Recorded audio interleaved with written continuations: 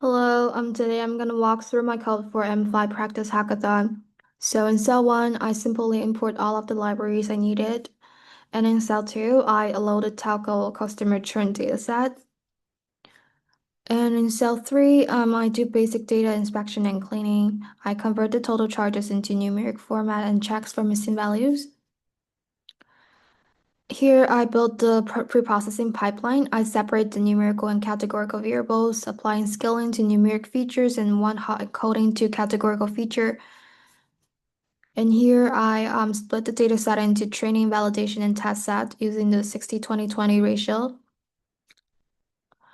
And here I define three candidate models, logistic regression, random forest, and XGBoost. I also test each model with and without smelt. So in total, I evaluate six combinations. And here I train all six models combinations and evaluate them on the validation set. And from the output, logistic regression with mode performs the best overall. It achieves ROCUC around 0.836 and the highest recall around 0.76 and the highest F1 score around 0.62. And the other models such as the random forest and XGBoost have similar ROCUC value, but their recall is much lower, meaning they miss more changers.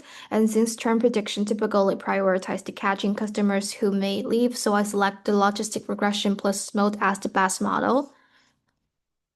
And in cell 8, I visualize the comparison results.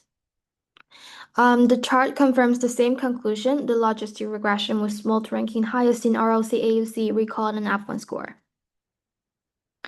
And in cell 9, I define the functions to evaluate different probability threshold. Instead of just using the default 0.5, I search for a threshold that optimize F1 score, recall, or a balanced strategy. And in cell 10, I applied the threshold tuning to the best model, and the outcome shows that the F1 optimized threshold is about 0.58, while the recall optimized threshold is very low at around 0.05, which captures almost all changes but create too many false positives. And the balance strategy uses a threshold around 0.43, achieving about 82% recall with the reasonable precision. And I choose this balance threshold because it captures most changes while keeping the number of false alerts manageable. And in cell 11, I evaluate the model on the unseen test set. So the final ROC is about 0.846, 842, which shows the model generalized well.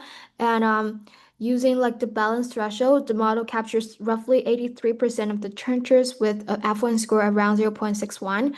And this means that the model successfully identifies most customers who are at risk of leaving, which is exactly the goal of a churn prediction system. And in cell 12, I applied the SHAP to understand global feature importance. So the SHAP summary plot shows that like the um, most influential features are tenure, total charges, and monthly charges, contract types, and the payment method. And one clear trend is that short tenure strongly increases the churn risk, while the longer tenure decreases it. And this insight aligns well with the real world expectations and suggests the model is learning meaningful patterns. And in cell 3, I examined the individual prediction using SHAP waterfall plots. And for one Chincher example, the predicted turn probability is around 0.61, which is above my threshold. So the model correctly flags the customer as high risk. And explanation shows that the short tenure and contract structure push the prediction toward churn. And this helps demonstrate that the model's prediction are understandable and at the individual level. And in 14, I use partial dependency plots and IC plots to analyze how features influence the predictions. So the plot shares a clear pattern where the churn probability decreases as tenure increases, which confirms the early SHAP findings. Another pattern is that the higher monthly charges slightly increase the churn probability, indicating the pricing sensitivity among the customers. And in cell 15, I use Lime to explain the prediction locally. So the explanations against high highlight features such as tenure, contract type, and charges as the main drivers, and seeing similar results across SHAP and Lime increases the confidence that the model explanation are reliable. And in 16, I evaluate the fairness across gender and senior citizen groups. So the output shows very small disparity between male and female customers, meaning the model behaves similarly for both groups. However, the difference is larger for senior citizen, indicating that the model predicts churn more frequently for the group, and this suggests that the fairness monitoring will be necessary before deploying the model. And in cell 17, I discussed the ethical considerations.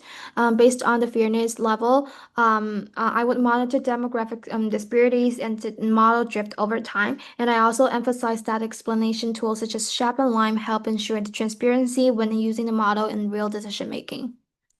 And in 18, I summarized the business insights here.